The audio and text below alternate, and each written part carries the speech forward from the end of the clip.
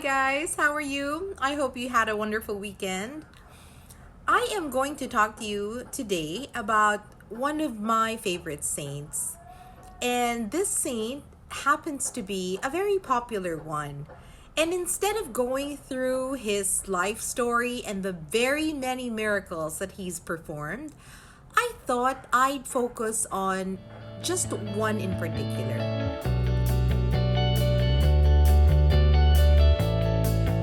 If you are like me and my sisters Mahalia and Pia, you call on Saint Anthony every so often because you just kind of misplace things, right? Well, we have a long running joke already among us sisters because that's what we always do.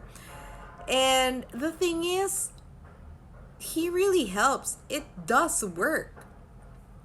Now, this story of Saint Anthony becoming the patron saint of lost things began because of a particular story.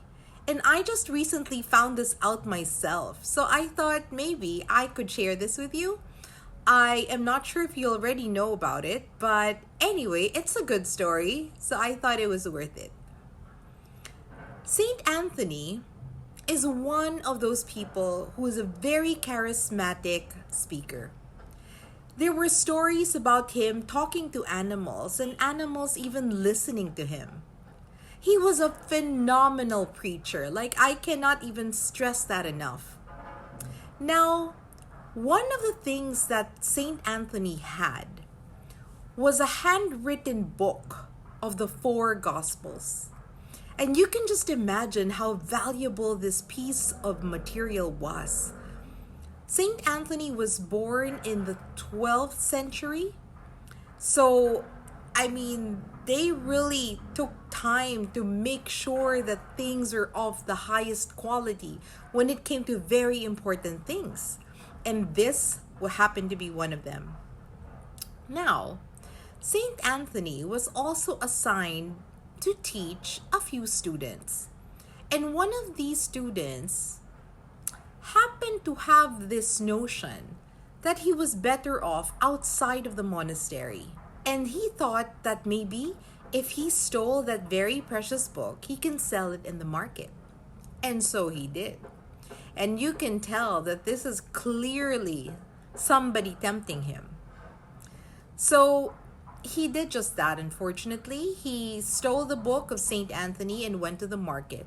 But as soon as he got there, trying to sell this very priceless artifact, people would look at him and look at the book and think, clearly, this is a stolen item. It just didn't seem like this was somebody who would have possession of such an important thing. And so nobody wanted to buy it. And because nobody wanted to buy it, this guy had no other recourse but to go back to the monastery and apologize and confess his sin. Now, Saint Anthony, with open arms, accepted him back. And of course, guided by God's mercy, forgave his student.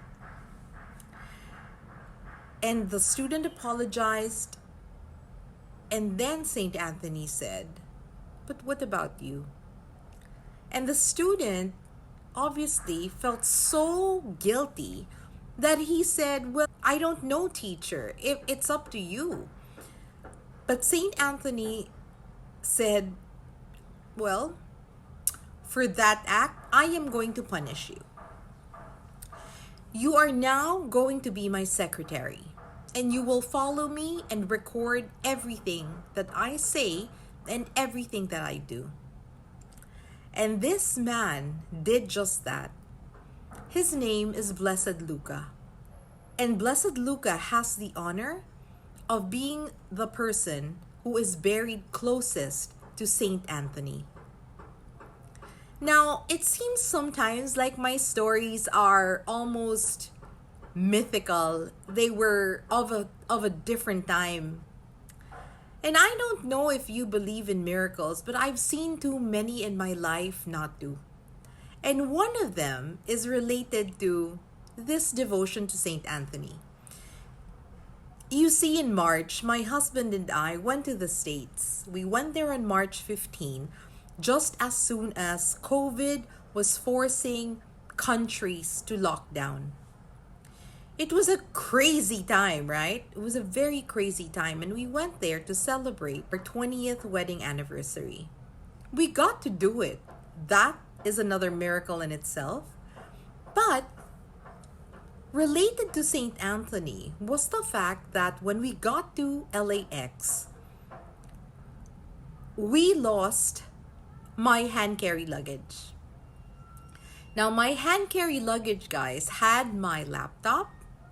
And of course, my laptop had all my files. I had a few backups, but it wasn't updated. I had 2 iPhones. I had my jewelry. I had important documents. And one of the things that was really, really precious to me was this priceless replica of the tilma of Our Lady of Guadalupe that my mom gave me. Now, you can just imagine my horror when we got to our sister's and brother's house and I realized that the hand carry luggage was just not there.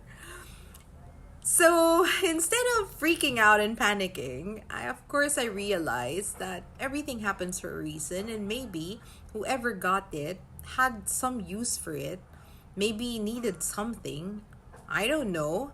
But I still, of course, was hoping to get back at least the laptop. Because again, so many files, so many important files are in there. And so I prayed a novena to Saint Rita, because we were also blessed enough to get to Vail, Arizona, where a church of Saint Rita was. And then I also prayed to Jesus and of course the rosary. Now, it took a couple of months and there was no word. We reached out to the lost and found and everybody else, but offices were closed. Now, imagine my surprise when on the feast day of St. Anthony, I wake up to a message in my other phone saying, "Miss K, we have found your luggage. If you can contact me, we could arrange for an immediate return." And guys, as soon as I saw that message, I immediately messaged this guy, a Filipino in LAX. And in the afternoon of that day, that luggage was returned to me. And it was intact. Nothing was missing. Saint Anthony performs miracles. And it's not just in lost things, even in lost people. If you have somebody you feel like is kind of lost in his or her way, ask Saint Anthony to help you pray for this person. I hope that these stories, guys, inspire you to look up more of Saint Anthony's miracles. Have a devotion to him. He's a wonderful ally as we go through this life. Take care, everyone, and enjoy November. I'll see you again next week for another story. Bye!